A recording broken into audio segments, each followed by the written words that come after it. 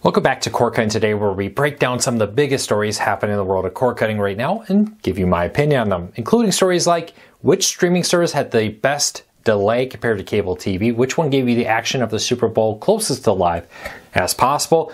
Another major strike is happening, or could be happening, is in the works against Hollywood. We'll tell you what could be disrupting Hollywood next after we've just got the directors and writers and actors and all of them arranged. DirecTV also has reached a deal to return some locals. These stories and more are all coming up here in a quick second. First though, if you're new here, do me a big favor, hit that subscribe button, hit that thumbs up, let YouTube know you enjoy what we do here. It really does help us because it lets YouTube know to recommend our videos to more people, and hopefully we can help you break free from the high cost of TV but still watch what you enjoy. Also, if you want to learn more about any of these stories, I'll put a link to each story down in the show notes and in the first pinned comment. You can find it on Amazon. Or, you can find them on Cord Cutters News down below in the comments. All right, let's dive into it. Last Sunday was the Super Bowl, and now we get some good numbers about the average delay of different major streaming services out there. And YouTube TV, with its new reduced broadcast delay setting, was the fastest on there. Now, Phoenix came out and did a full study looking at different streaming services. We also did some testing here at Cord Cutters News. And what we found is that the reduced broadcast delay for YouTube TV cut about up to 15 seconds off of the average delay for YouTube TV. Actually moved us an entire play ahead compared to televisions that are not using the broadcast delay feature through YouTube TV. Now with this, according to Phoenix, that would put YouTube TV at about 55-second delay behind the on-field accuracy of what's happening versus cable TV. Now the real winner here was antennas.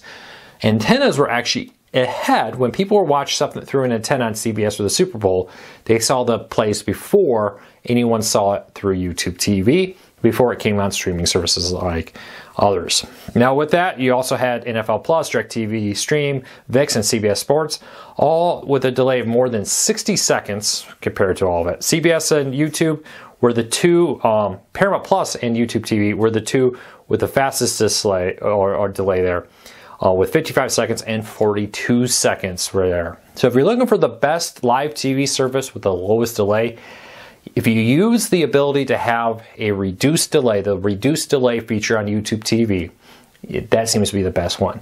Paramount or Plus, because it was CBS, was the next. But if you really want to see that show first, if you're a bettor or you're following this on social media, you don't want anything spoiled, an antenna for local broadcasts will be the way you should go.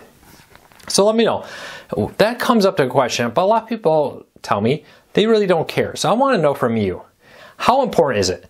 Does it bother you that you may be 40 seconds behind cable TV, that somebody on cable may see a play 40 seconds before you? Or, is that really important to you? Do you want to make sure like you have an antenna so you see it before cable TV?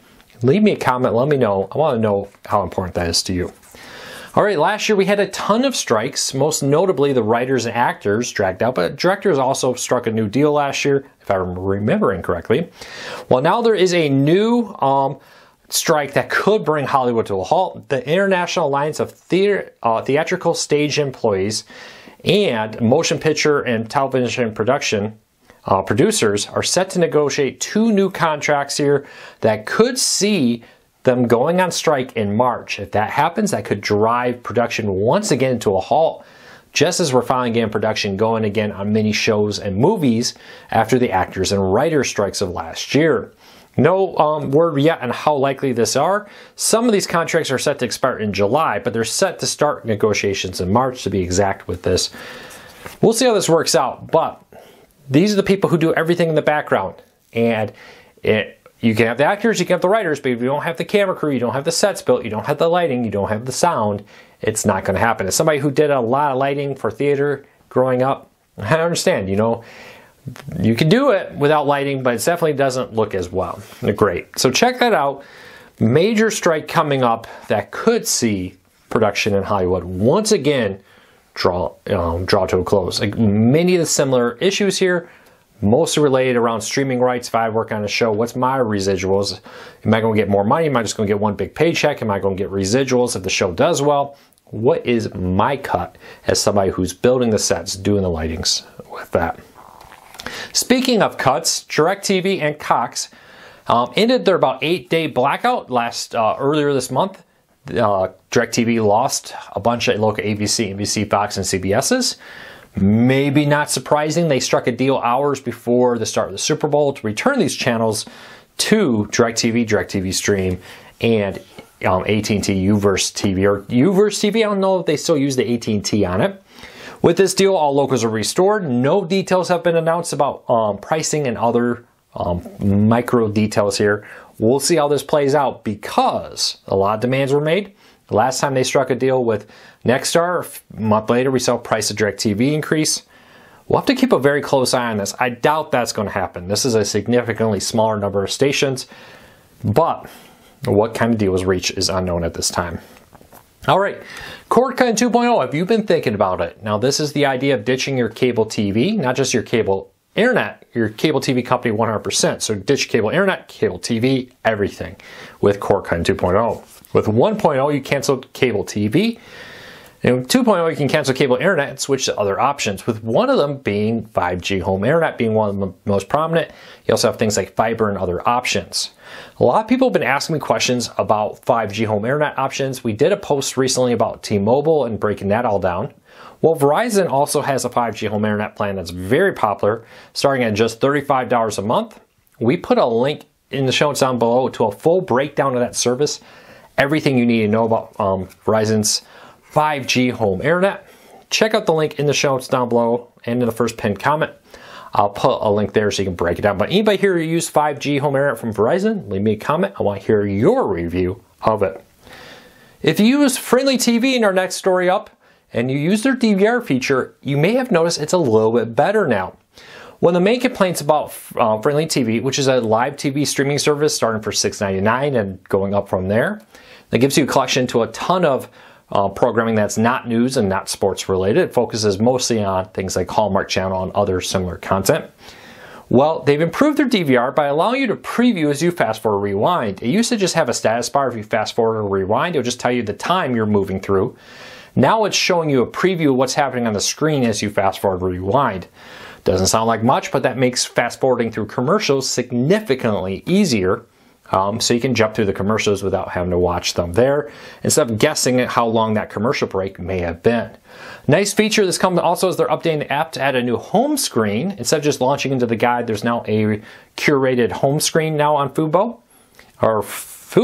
Sorry, Friendly. This is what happens. I'm recording this on a Monday after a long day. Monday brain is very real today. I apologize. But Friendly TV is rolling out multiple upgrades to their app, the home screen, and now this DVR. Are you a customer? Do you like it? Let me know. All right, we talked about the delay with YouTube TV and the new reduced broadcast delay, which allows you to slightly risk more buffering in exchange for less delay on your broadcast.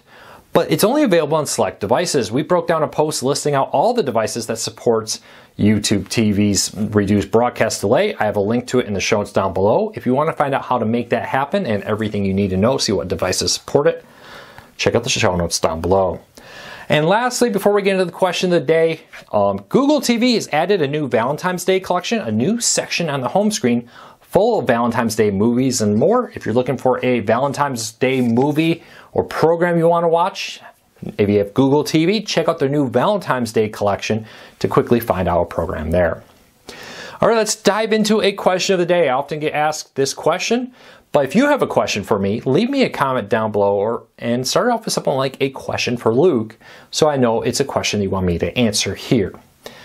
Now, this question is one I get all the time, is why are some TV shows not streaming on different streaming services like Max, or maybe even through live TV services like YouTube TV?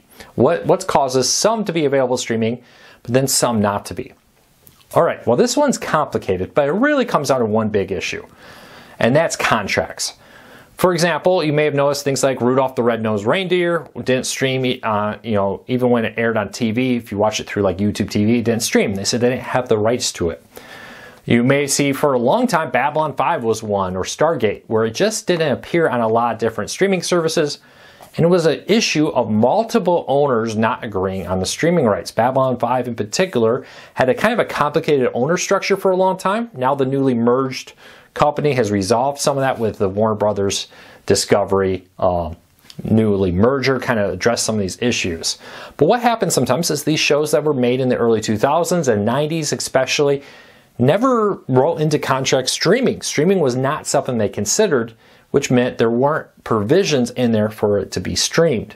We see that with some older Disney Channel content. I would love to see the original Bug Juice, because I went to the camp where one of them was shot. I'd love to see that on Disney Plus. While it's not because it wasn't in the contract, they don't have rights from everybody who was in it for it to be streamed. And that's a similar problem on a lot of things. A lot of these TV contracts are still, for like Rudolph the Red-Nosed Reindeer and others, are still old. And their contracts did not include them to be streamed or expressly forbid it, because at the time they were thinking not that it would be streamed through something like YouTube TV or Hulu Plus Live TV, that it would be streamed through something like Netflix, for example. So what's kind of happening here is we still are working our way through contracts and updating contracts to address these issues. The flip side here is sometimes, why is it not being streamed? It could be a cost thing. You know, even if you don't get a lot of views on a show, you still have to pay rights to have that show on your streaming service. So for example, some older shows where they don't believe there's a large enough audience may not be put on Max, even though it's owned by Warner Brothers Discovery. Now on the flip side of this, they may say it may be more profitable for them to sell it. For example, Warner Brothers Discovery's been making some contracts with free ad-supported streaming services like Tubi and the Roku channel. Or they may sell it off to Netflix because they may think that that will be a better use of that service, get some more money by Netflix paying them for that content. So it's very complicated, but those are the two big reasons. The original contracts did not allow for streaming, and they have yet to work out that. And it wasn't unusual for, in the 90s, multiple TV companies to own rights to a particular show. And that's what happened with Babylon 5, where they had to get multiple TV companies to agree on a contract, and that was difficult. Or they just kind of decided that it's not worth it because they may not have a big enough audience and they don't want to pay for the streaming rights to it. So check that out. Link in the show notes down below if you want to learn more about all the stories I talked about today. But if you have a comment or a question for me, leave it down below. Remember, if you have a question, start it off with something like a question for Luke, so I know it's something you want me to answer here. Until next time, take care, be safe, have a fantastic day, everybody.